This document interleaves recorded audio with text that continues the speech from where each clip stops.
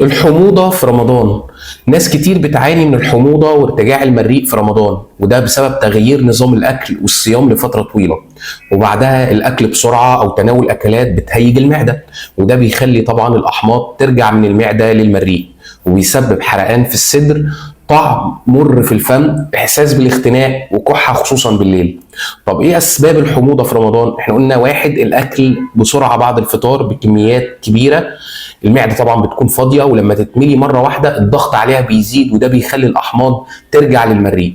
اتنين، تناول اكلات دهنيه ومقليه، الدهون بتبطئ الهضم وبتسبب ارتخاء في صمام المعده، وده بيسمح برجوع الاحماض الى المريء. ثلاثة، الإفراط في الأطعمة الحامضية والحارة زي الطماطم والشطة والليمون والمخللات، وده كله بيزود الحموضة. أربعة، شرب المشروبات الغازية والقهوة والشاي بعد الفطار مباشرة، الكافيين والمشروبات الغازية بترفع الحموضة وبتضعف عضلة المريء. خمسة، الاستلقاء أو النوم بعد الأكل مباشرة، المعدة طبعا بتحتاج وقت لهضم الأكل، ولو نمت على طول الأحماض هترجع للمريء بسهولة.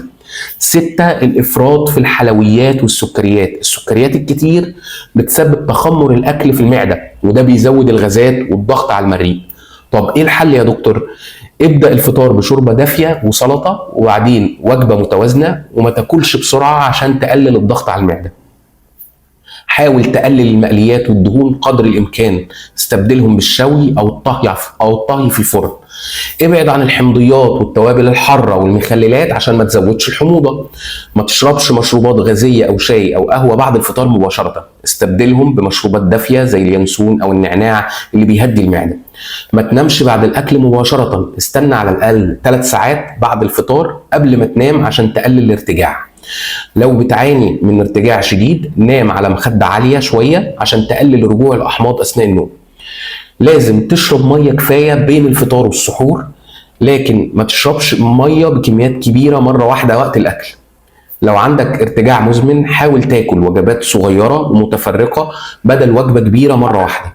لو الحموضة والارتجاع كانوا شديدين جدا واستمروا رغم الالتزام بالنصايح، يبقى لازم تستشير دكتور، لان ممكن تحتاج ادويه لتقليل الحموضه.